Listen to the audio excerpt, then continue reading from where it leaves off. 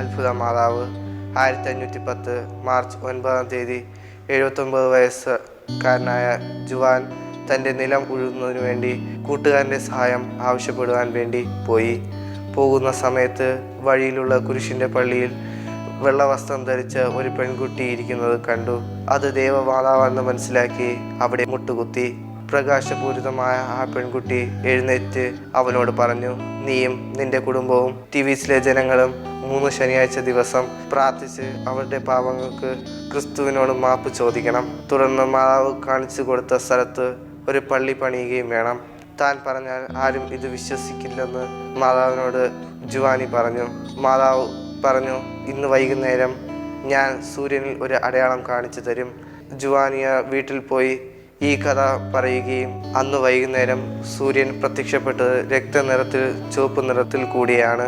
കുറച്ച് ദിവസങ്ങൾക്ക് ശേഷം